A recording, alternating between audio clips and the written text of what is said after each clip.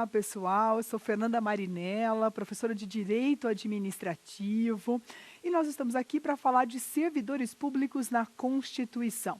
Nessa nossa aula de hoje, nós vamos falar sobre a acessibilidade e o concurso público. Quais as polêmicas, os questionamentos atuais, quais as novidades sobre esse assunto. Mas antes da gente iniciar os nossos trabalhos, vamos apresentar os nossos companheiros da aula de hoje.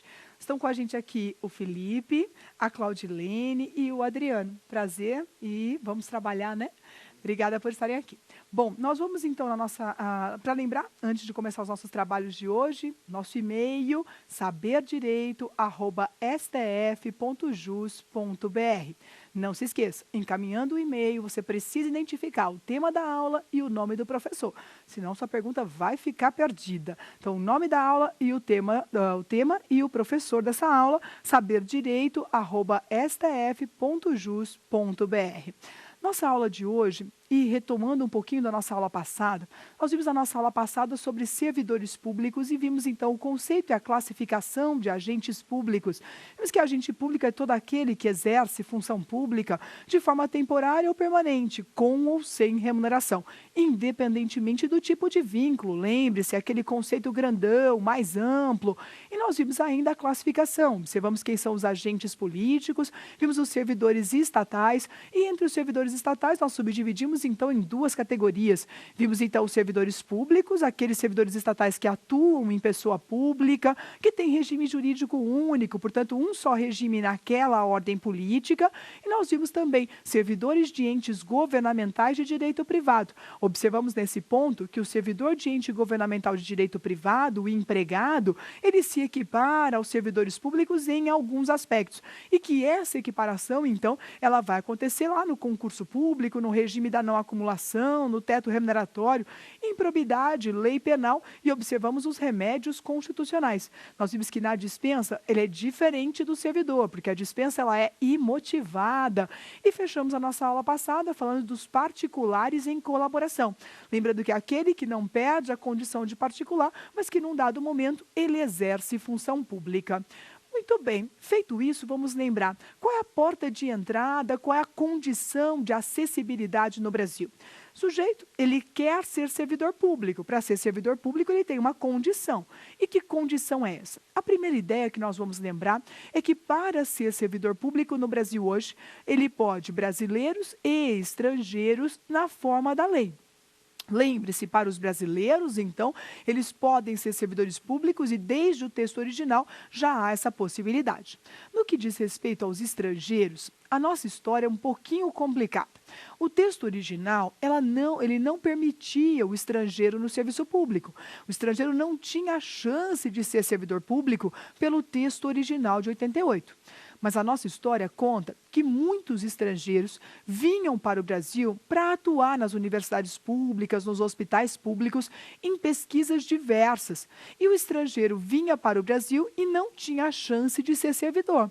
Ele vinha para o Brasil, trabalhava numa pesquisa, trabalhava num projeto específico e não era incluído, então, no gênero ou na categoria servidor público. Somente a partir de 1998, somente a partir da Emenda Constitucional 19, aquela que na aula passada nós já falamos, a reforma administrativa. Reforma administrativa, emenda 19 de 1998. A emenda 19 passou a permitir que os estrangeiros também fossem incluídos nessa lista. Então, podem ser servidores públicos, têm condição de acessibilidade, os estrangeiros que na forma da lei preencherem as condições. Então, brasileiros e estrangeiros na forma da lei. Mas qual é a condição para acessibilidade, para ocupar efetivamente cargos e empregos públicos? A porta de entrada é o concurso público. Regra no Brasil, condição de acessibilidade, então, tem que prestar concurso público. Essa é a exigência, essa é a regra maior. Então, o sujeito, para preencher cargo público, preencher emprego público no Brasil hoje, ele precisa prestar concurso público. Para a gente começar a pensar no concurso público, vamos observar algumas considerações. Concurso público, ele é diferente de concurso interno. Muito importante que você organize essas informações na sua memória. Se você pensar, o sujeito já é servidor público, ele já prestou concurso e, por exemplo, participa da carreira de analista no judiciário. Se este analista ele vai mudar de cargo dentro da mesma carreira, se ele vai ser promovido, se ele vai mudar de cargo dentro dessa mesma carreira, ele vai prestar um concurso interno. Concurso interno é, portanto, utilizado para a mudança de cargo quando nós temos um provimento derivado. O sujeito já é servidor, já está na carreira e vai mudar de cargo. Se ele vai mudar de cargo, muitas carreiras utilizam, então, o concurso interno como um mecanismo de mudança. Mas o concurso interno é diferente do concurso público. Concurso público é para provimento originário. O servidor está entrando pela primeira vez na carreira. Ele não era analista, nunca foi analista antes, ele vai entrar pela primeira vez na carreira. Se ele entra pela primeira vez, ele não tem vínculo anterior, nós falamos que o provimento ele é originário. Provimento originário exige concurso público, tem que ter concurso público. Essa é a condição no Brasil hoje. Provimento originário depende de concurso público.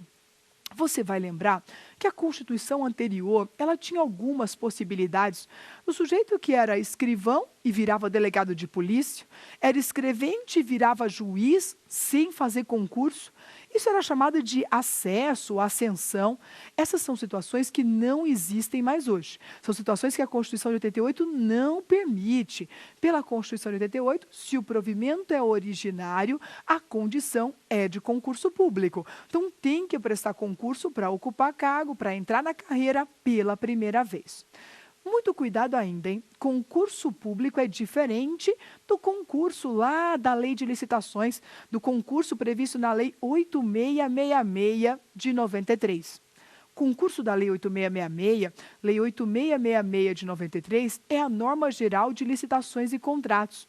E a Lei de Licitações e Contratos diz: concurso serve para a escolha de trabalho técnico, artístico e científico, e a contrapartida vai ser um prêmio ou a contrapartida vai ser uma remuneração. Por exemplo, o sujeito foi aprovado e ganhou um concurso da Lei 8666, ele vai ganhar um carro zero, ele vai ganhar uma bolsa de estudos, uma viagem pela Europa, R$ 1 milhão. Esse é o concurso da Lei de Licitações. Esse é o concurso previsto na Lei 8666. Escolha de trabalho técnico, artístico e científico e a contrapartida é um prêmio ou uma remuneração. Vejam que é diferente de concurso público. No concurso público, o objetivo é preenchimento de cargo. O objetivo é provimento de cargo. Então, vamos preencher o cargo, vamos fazer um provimento originário. Então, o concurso público é diferente do concurso modalidade de licitação. É diferente do concurso previsto na Lei de Licitações. Lá nós temos contrapartida, prêmio ou remuneração. Aqui nós temos provimento de cargo, preenchimento de cargo. Mas, excepcionalmente, no Brasil, não há concurso. Você vai lembrar que a regra é: o sujeito tem que prestar concurso. Excepcionalmente, ele pode escapar dele. Quais são as situações, então, em que o nosso agente ele foge do concurso público? Uma hipótese importante são os mandatos eletivos. Mandato eletivo no Brasil não presta concurso. Mandato eletivo no Brasil é exceção ao concurso público. Vale lembrar que a escolha é política. Se a escolha é política, ele não precisa prestar concurso. Então, ele não precisa prestar concurso. Eu sempre digo, inclusive, aos meus alunos que se algumas casas legislativas, se alguns membros do legislativo fizessem concurso, eu não sei não se conseguiriam passar, né? Tenho as dúvidas, né, se efetivamente conseguiriam passar. Mas, gente, a escolha é diferente. Não é por mérito, é política. Escolha política, mandatos eletivos não prestam concurso. Também não prestam concurso no Brasil os cargos em comissão. Lembrando que cargo em comissão era o antigamente denominado cargo de confiança. A partir da Constituição de 1988, eles foram denominados, então, cargo em comissão. O cargo em comissão é aquele de livre nomeação mais livre exoneração. Então, livre nomeação mais livre exoneração serve para confiança, direção, chefia e assessoramento. Direção, chefia e assessoramento e é baseada na confiança. Então, o cargo em comissão nada mais é do que o velho cargo de confiança. Eles não prestam concurso, direção, chefia e assessoramento. Lembre-se, qualquer pessoa pode ocupar. Qualquer pessoa confiou, pode ocupar o cargo. Então, não há grandes exigências, não. O cargo é baseado na confiança. Também não prestam concurso no Brasil, você vai guardar os contratos temporários. Contrato temporário, aquele que lá na nossa aula passada nós vimos que ele segue um regime legal especial, que ele tem um regime jurídico administrativo especial. Contrato temporário no Brasil não precisa prestar concurso. Aqui nós estamos falando de excepcional interesse público. O temporário, ele deve ser contratado na anormalidade. Ele deve ser contratado em caso de exceção, em caso de excepcional interesse público. Lembre-se que o temporário não pode virar permanente, né? Temporário que entra para 6 meses e fica 10 anos. Então, isso não pode acontecer. O temporário deve ser, então, em caso de excepcional interesse público, em caso de anormalidade, e ele não precisa prestar concurso público. Temporários, então, estão fora do concurso público. Você vai guardar ainda que ele tem uma lei específica, ele tem uma lei especial e muitos são submetidos a processo seletivo simplificado, mas eles não precisam prestar concurso público. Você vai lembrar ainda que também não prestam concurso público no Brasil algumas hipóteses expressas na Constituição Federal. A exemplo, ministro do Supremo Tribunal Federal. Ministro do STF não precisa prestar concurso. Ministro do STF é uma exceção ao concurso público. Você vai guardar ainda que algumas vagas nos nossos tribunais superiores também não prestam concurso. Então, vagas no STJ, TST e assim os demais tribunais superiores. Então, tem vaga de tribunal superior que também não presta concurso. Também está fora do concurso público a regra do 5º constitucional. Lembra dela? A regra do 5º constitucional é aquela em que membros do MP ou membros da OAB passam a ser juízes de tribunal sem prestar concurso. Membro do MP, membro da OAB, passa a ser juiz do tribunal, passa a ser desembargador sem ter que fazer concurso público. Então, a regra do 5º constitucional também é uma exceção ao concurso público. Você vai observar ainda que não prestam concurso os ministros e conselheiros dos nossos tribunais de contas. Ministros e conselheiros do Tribunal de Contas também não precisam prestar concurso. Percebam que todos são cargos vitalícios, hein? Vagas do STF, algumas vagas no STJ e os demais tribunais superiores, regra do 5º constitucional, ministros e conselheiros dos tribunais de contas, todos estes não prestam concurso público. São hipóteses expressas na Constituição Federal que não precisam prestar concurso. Você vai guardar ainda, e tem uma outra categoria que vale a pena observar, que são os agentes comunitários de saúde e os agentes de combate às endemias. Agente comunitário de saúde e agente de combate à endemia é hipótese do artigo 198 da Constituição Federal. Artigo 198 da Constituição Federal, hoje regulamentado pela Lei 11.350 de 2006.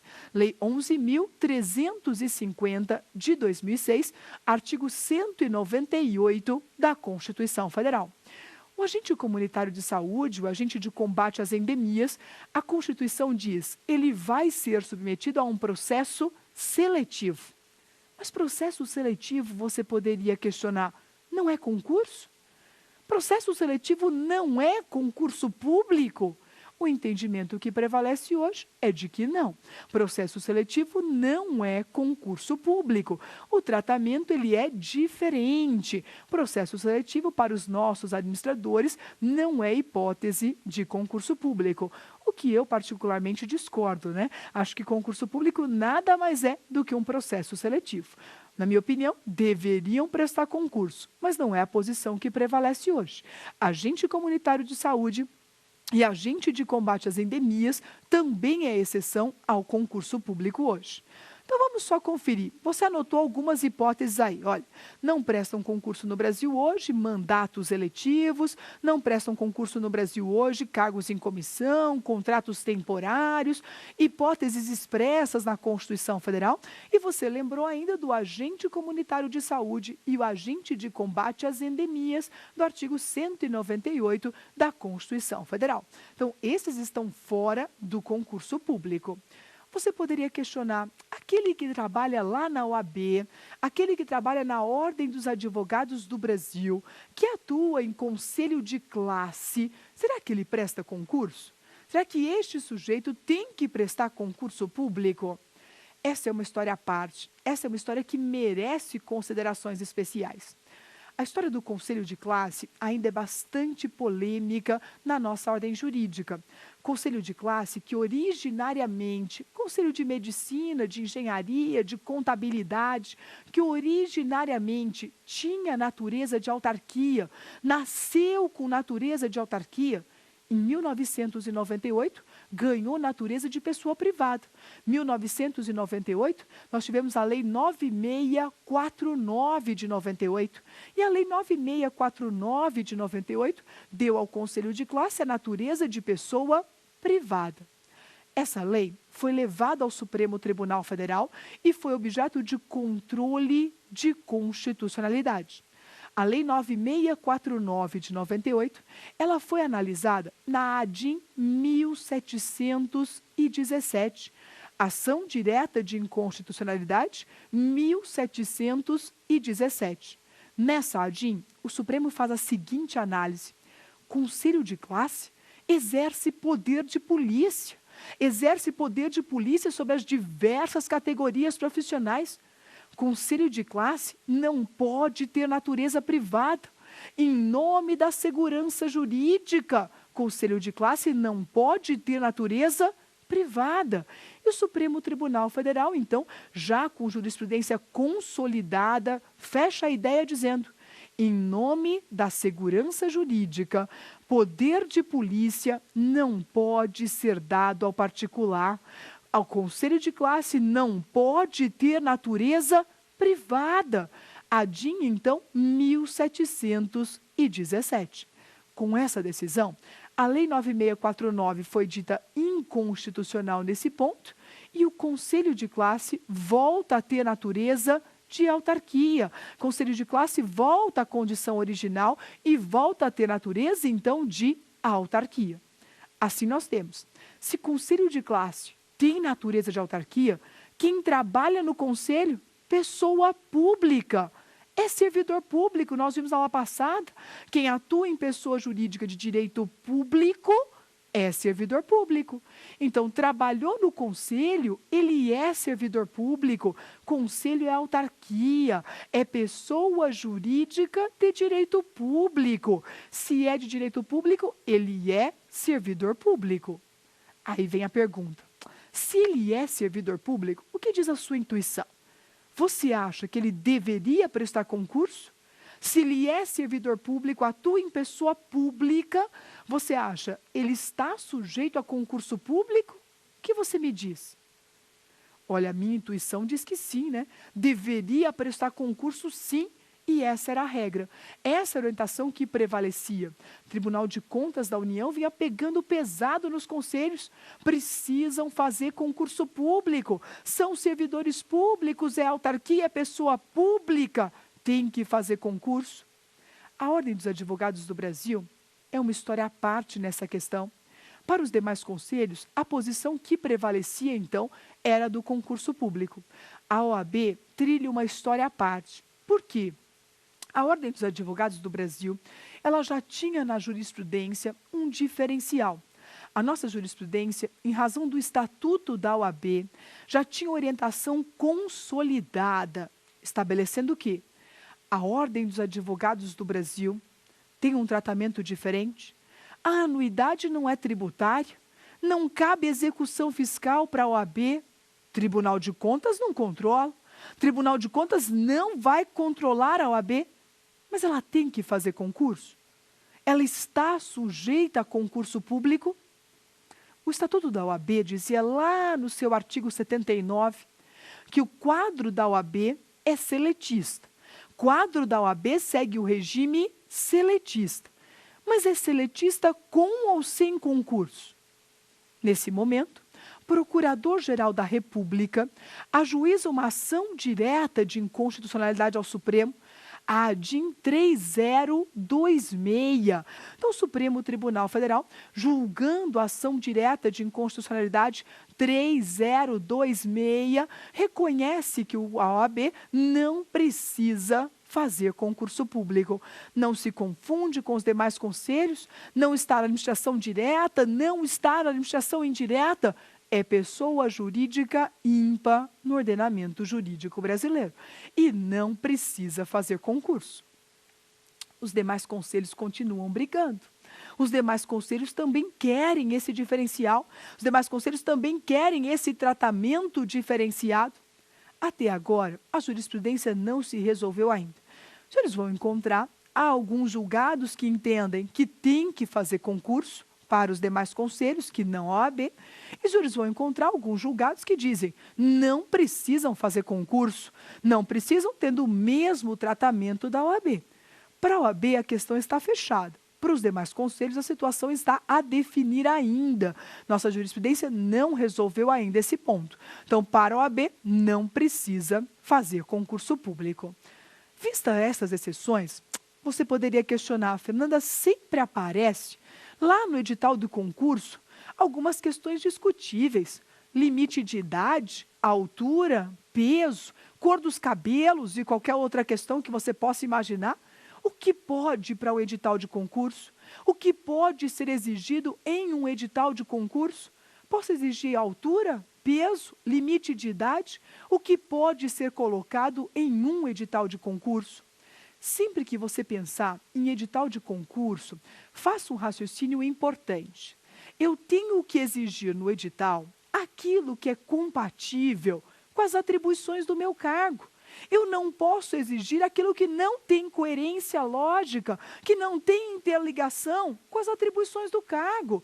Então, eu preciso exigir aquilo que é justificável pelas atribuições do cargo.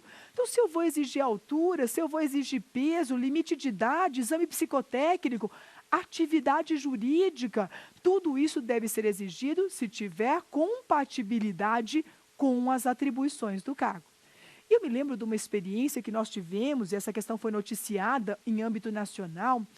Um determinado município resolveu fazer concurso para gari.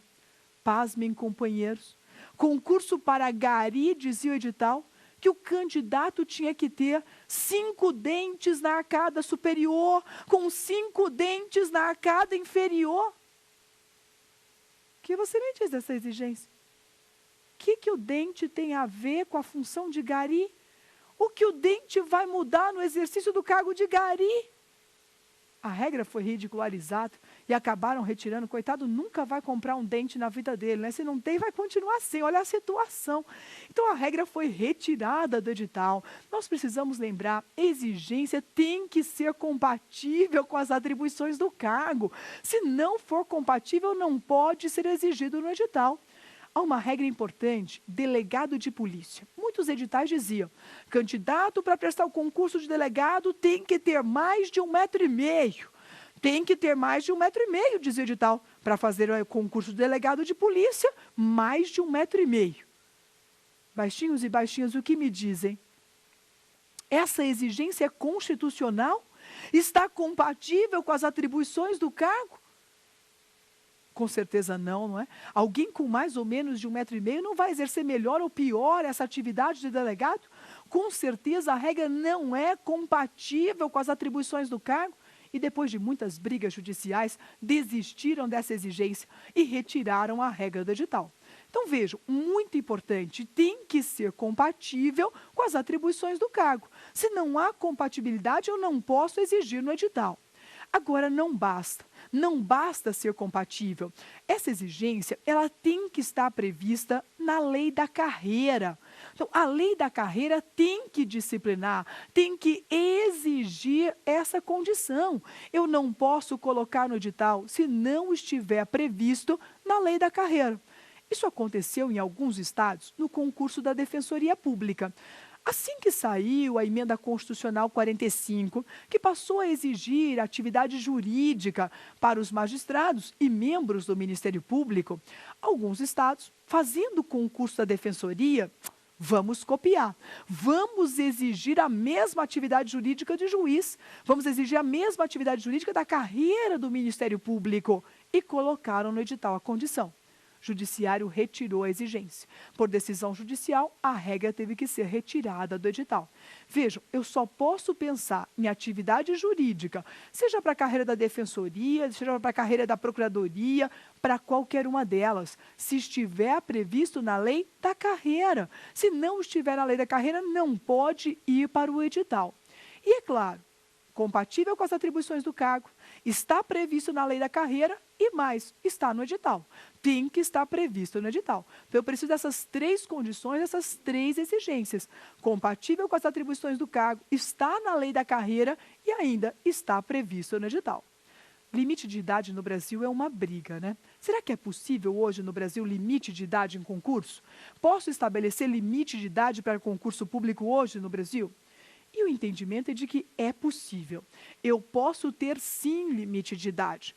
O assunto já está sumulado. Súmula 683 do Supremo Tribunal Federal, súmula 683 do STF. É possível limite de idade, desde que compatível com o artigo 7º 30 da Constituição Federal. O 7º 30 diz que tem que estar na lei da carreira, tem que estar previsto na lei da carreira.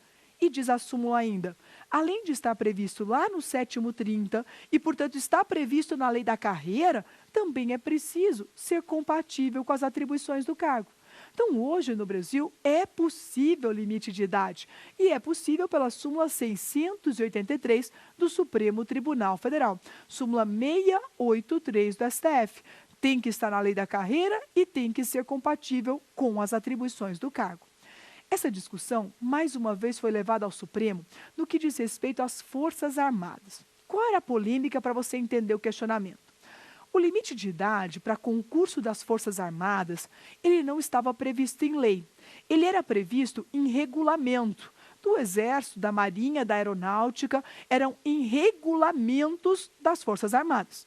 Regulamentos anteriores a 88, regulamentos que eram anteriores à Constituição de 88. Quando veio a Constituição, o artigo 7º 30 diz, a exigência tem que estar na lei. A exigência tem que estar prevista em lei. Aí vinha a discussão. Se estiver em regulamento, pode? Se estiver previsto em regulamento, pode ou tem que estar na lei? Por muitos e muitos anos, de 88 para cá, as Forças Armadas fizeram concurso. Fizeram um concurso com limite de idade. E fizeram um concurso com limite de idade previsto em regulamento. Será que é possível? Matéria foi levada ao STF. Foi objeto de discussão em sede de repercussão geral. Nós tivemos aqui o recurso extraordinário de número 600.885. Nesse recurso extraordinário, em sede de repercussão geral, o Supremo disse, não pode regulamento, não pode ser regulamento, tem que ser lei. É preciso disciplinar o limite de idade em lei para exigir no concurso. Neste momento é questionado, mas Supremo, e todos os concursos que já foram realizados? E todos os concursos de 88 para cá, que seguiram regra do regulamento, como fica? Vamos modular os efeitos da decisão. Daqui para frente, tem que ser lei.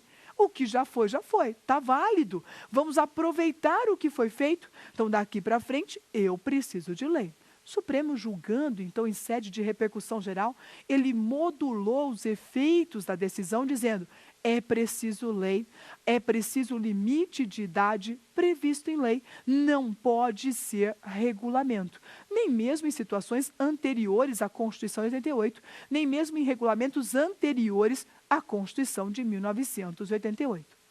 Olha, uma outra exigência importante para a nossa história diz respeito aí a exame psicotécnico. Será que o exame psicotécnico ele é possível no Brasil hoje?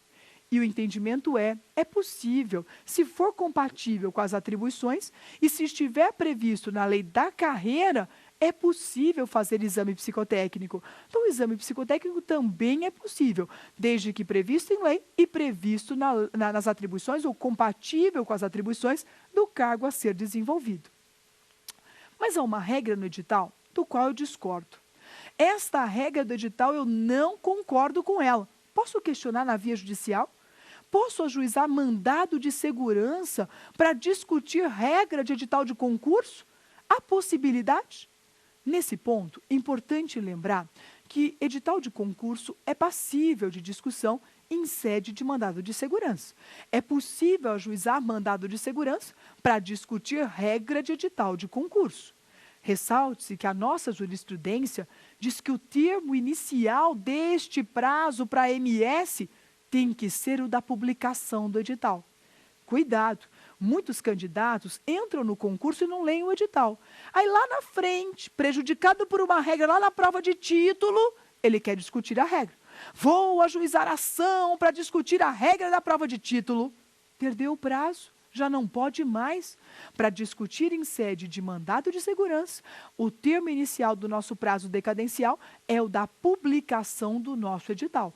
Muito importante tomar o cuidado. Publicou o edital, esse é o marco inicial. Por isso, o candidato tem que fazer a leitura do edital na íntegra, né? Tem que se preparar para o concurso de verdade. Anotado isso, é possível, no meio do caminho, mudar a regra do edital? Imagine que nós estivéssemos realizando um concurso para o cargo de analista. E nós vamos fazer um concurso para o cargo de analista, que neste cargo, você vai lembrar, tem que ter nível superior. É preciso nível superior, qualquer formação serve. Pode ser direito, administração, contabilidade, qualquer formação superior serve, mas tem que ter formação superior. No meio do caminho vem uma lei nova. E essa lei nova diz, olha, não é mais qualquer formação superior. Tem que ser direito. Vem uma lei nova que muda a situação do cargo e diz, daqui para frente tem que ser formação em direito. Não pode ser mais qualquer nível superior. Como fica o concurso em andamento? Esse concurso, esse edital, pode ser modificado? A nossa jurisprudência diz que é possível modificação. E ele pode ser modificado para se adequar a uma nova lei. Um edital de concurso, no meio do concurso, com o trâmite já em andamento, ele pode ser modificado desde que essa mudança venha para uma adaptação a uma nova lei. Se há superveniência de uma lei e eu preciso corrigir o edital, é possível a mudança do nosso edital. Nesse caso, ele pode ser, sim, alterado. Prazo de validade em concurso público é de até 2 anos. Até 2 anos, lembre-se que o prazo não precisa ser de 2, eu estou falando de até 2, admitindo uma prorrogação por igual período e por uma única vez. Então, um prazo até 2 anos, prorrogável por igual período e por uma única vez. Lembre-se, questionamento importantíssimo sobre esse ponto. Jurisprudência também já enfrentou a questão. A prorrogação é uma decisão discricionária do administrador. Ele vai prorrogar se for conveniente e oportuno. Ele vai prorrogar de acordo com a decisão discricionária, conveniência e oportunidade. Decisão discricionária que tem que acontecer enquanto o concurso ainda é válido. Muitos administradores que estão em assessoria incompetente, mal assessorados, esqueceu do prazo de validade. Concurso venceu no dia 10 do último mês e o administrador esqueceu de decidir sobre a prorrogação. Não disse nada, não prorrogou o concurso. No dia seguinte, alguém avisa. Administrador, o senhor esqueceu de prorrogar. E agora? Posso prorrogar hoje? Não pode mais.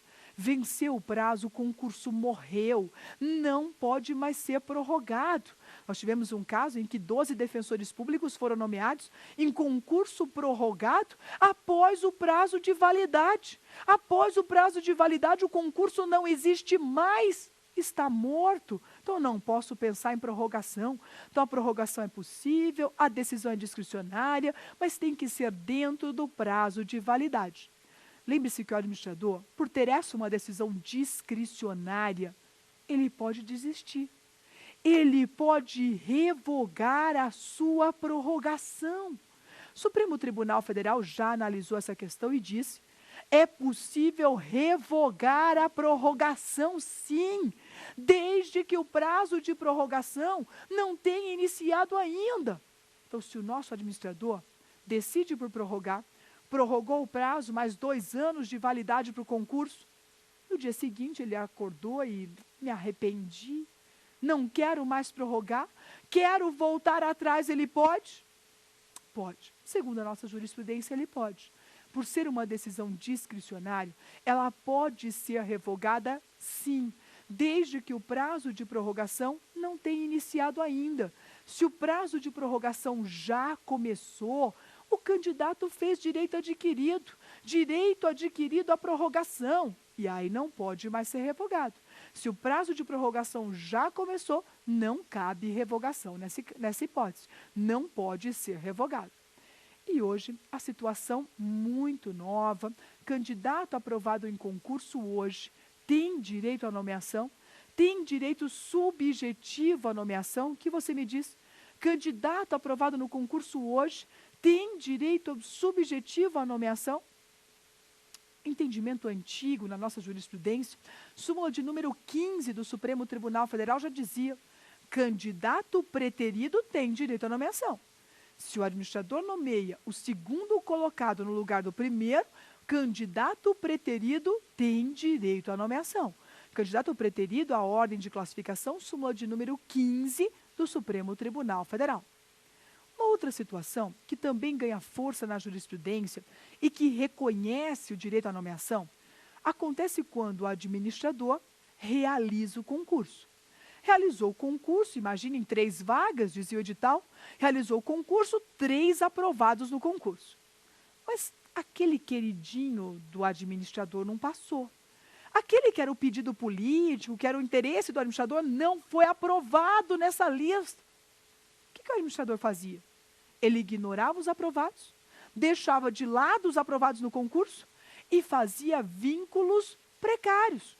Contratava temporariamente, designava ad hoc, fazia qualquer tipo de desvio de função e constituía, então, vínculos precários e não nomeava o aprovado. O aprovado, desesperado, na ordem da aprovação, dizia: me nomeie, por que você não me nomeia, administração? E muitos administradores respondiam: eu não nomeio porque eu não preciso de você, ou eu não nomeio porque eu não tenho dinheiro para pagar. O que a jurisprudência fez? Se a administração faz vínculos precários, é porque precisa do sujeito, é porque precisa daquela mão de obra. Se faz vínculos precários, está pagando. E se está pagando, tem dinheiro para pagar. Se tem dinheiro para pagar, por que não nomeia o aprovado? Jurisprudência no STJ, jurisprudência no STF se constitui dizendo: tem que nomear direito subjetivo para esses candidatos. Portanto, se a administração realiza vínculos precários, tendo candidatos aprovados no concurso, esses candidatos vão ter direito à nomeação. Esses candidatos ganham direito subjetivo à nomeação. E a terceira hipótese, muito novinha, recente, também discutida em sede de repercussão geral, oportunidade em que o Supremo já julgou o mérito dessa questão para dizer: candidato aprovado no concurso, dentro do número de vagas, dentro do prazo de validade do concurso, ele tem direito à nomeação. O Supremo reconheceu em sede de repercussão geral, reconheceu já com decisão de mérito que candidato aprovado no concurso, dentro do prazo de validade, dentro do número de vagas do edital, ele vai ter direito à nomeação. É importante que você acompanhe essa questão.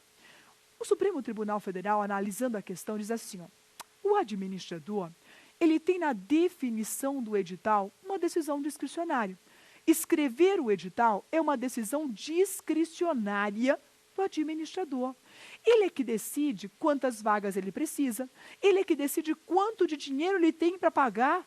Então, escrever o edital é uma decisão discricionária. Agora, a partir do momento que a regra está prevista no edital, agora é ato vinculado. Se a regra está prevista no edital, daí para frente, este é um ato vinculado, tem que ser cumprido, tem que ser respeitado. Teoria dos motivos determinantes. A teoria dos motivos determinantes diz: declarou 10 vagas, vai ter que cumprir 10 vagas, vai ter que nomear os candidatos aprovados. Então, o candidato aprovado no concurso, dentro do número de vagas, dentro do prazo de validade do concurso, ele vai ter direito à nomeação. Nesse ponto, importante lembrar, e o Supremo faz uma ressalva, o direito não é absoluto. Este direito não é absoluto. Se existir uma mudança de situação, de fato, de contexto, se há uma mudança que o interesse público justifique, eu não vou nomear. E neste momento, o Supremo julga a questão e dá um exemplo. Imagine que nós vamos criar cargos para carimbador e diz o edital 10 vagas para carimbador.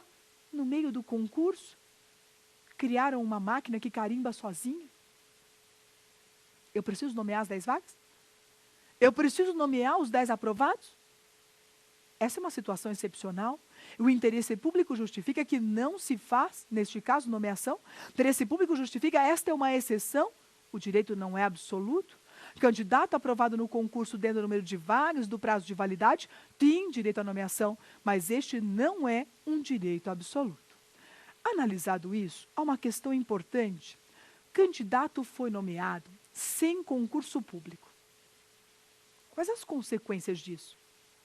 O candidato foi nomeado com uma fraude ao concurso público. A prova vazou. Concurso fraudulento, a banca era parcial. Concurso ilegal. Se o concurso é fraudulento, ilegal, como eu posso corrigir essa questão? Concurso ilegal, o caminho natural para ele é anulação. Se ele é ilegal, vamos anular este ato. Ato ilegal tem que ser retirado do ordenamento jurídico. Então, este concurso deve ser anulado. Essa investidura vai ser anulada. Nomeação sem concurso. Nomeação com concurso ilegal, nomeação é ilegal. Se a nomeação é ilegal, deve ser retirada do ordenamento e deve ser retirada através de anulação. Importante atenção. Olha esse ponto. Candidato tem que ter direito à contraditória e ampla defesa. Essa questão é muito importante e ganha uma força a partir da Constituição de 88. Se nós pensamos em atos administrativos, e se este ato administrativo de anulação vai atingir a órbita de alguém, este interessado tem que ser chamado a participar. Esse interessado tem que ter direito de participar dessa tomada de decisão. Tem que ter direito a contraditório e a ampla defesa. Então, se nós vamos anular o concurso, candidato que já estava no cargo, feliz e contente com um salário maravilhoso, vai perder o cargo e vai embora para casa, ele tem que ter direito a contraditório e ampla defesa. Lembre-se, para preparar um ato administrativo, nós precisamos de um processo administrativo. Processo administrativo conforme o modelo constitucional, processo administrativo que tem que observar contraditório e ampla defesa, conforme previsão do artigo 5º, inciso 55 da Constituição Federal. 5º 55 diz tem que ter contraditório, tem que ter ampla defesa. A ideia é mandar o servidor para casa. Não tem saída. Anula-se a nomeação, o servidor vai embora para casa porque o ato é ilegal. Aqui vale uma ressalva, orientação interessante que vem surgindo na jurisprudência lá do STJ. O STJ entende que se já passado muitos anos deste concurso ilegal, 10 anos depois, 15 anos depois, é possível rever este ato? E o STJ diz, passados 5 anos, em nome da segurança jurídica, mandar o servidor para casa vai causar mais prejuízos do que a sua permanência. Passados 5 anos, mandar o servidor para casa vai comprometer a segurança jurídica. Então, o STJ entende que nós podemos mantê-lo onde está, chamada teoria da estabilização dos efeitos do ato. O certo é anular, mas se anular vai causar mais prejuízos do que a manutenção, mantém-se o ato como está. E o parâmetro objetivo é os 5 anos. 5 anos previstos lá no artigo 54 da Lei 9784 de 1999. Aproveitando, vamos ver se os nossos companheiros têm alguma pergunta. Vamos então aí? Alguma pergunta, meninos? Professora Fernanda Marianella, a minha dúvida é a seguinte: o direito à nomeação abrange aqueles aprovados dentro do número do chamado cadastro de reserva? Olha, no que diz respeito ao cadastro de reserva, gente, essa é uma situação interessante, porque o administrador, eu digo que ele brinca como brincadeira de gato e rato. Não existia direito à nomeação. Então, ele fazia o concurso, não nomeava ninguém.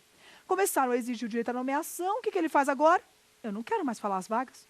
Eu não vou contar as vagas para ninguém. Não vou mais dizer o número de vagas. Por quê? Porque eu faço cadastro de reserva, eu guardo uma lista e não sou obrigado a nomear. O cadastro de reserva não gera direito à nomeação. O sujeito está na lista, vai ficar esperando, não gera, portanto, direito à nomeação. Então, o cadastro de reserva não gera obrigação de nomear. O que acontece, Claudiane, é que alguns administradores estão exagerando. Agora ele não diz mais vagas, ele só faz cadastro de reserva. E aí ele não se compromete. Há um projeto de lei tramitando no Congresso Nacional para proibir cadastro de reserva. Mas é só um projeto de lei por enquanto. A ideia é que o administrador se comprometa. Ele diga no edital quantas vagas e ele nomeia o número de vagas, não fazendo o cadastro de reserva. Mas hoje ele é constitucional, pode e não gera direito à nomeação. Tá certo? Alguém mais? Professora, como é que fica a questão dos candidatos que têm religião, que preservam o dia do sábado, né? E tem provas marcadas ou cursos nesses dias? Nós estamos falando, nesse caso, por exemplo, gente, do adventista do sétimo dia. O adventista do sétimo dia, ele não trabalha no dia do sábado enquanto o sol não se põe. Então, é uma crença religiosa, é uma escusa de consciência, a crença religiosa é uma garantia da nossa Constituição Federal. Então, vamos imaginar que o concurso tem uma prova nesse sábado. O sábado tem lá uma etapa do concurso, uma prova escrita, uma entrevista e uma etapa do concurso.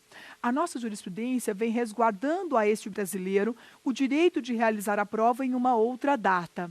Alguns concursos entendem que ele vai ficar guardado numa sala até o sol se pôr e ele vai fazer a prova logo depois, para que essa prova não vaze, isso especialmente se for uma prova que tem um conteúdo objetivo ou subjetivo, para que o conteúdo não escape. Então ele fica guardado, não vai ficar sabendo, fica numa sala guardadinho, baixou o sol, ele faz a prova.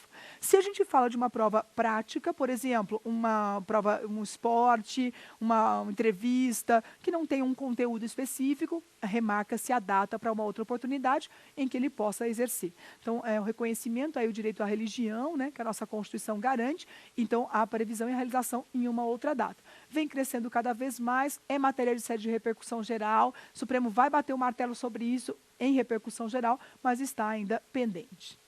Alguém mais?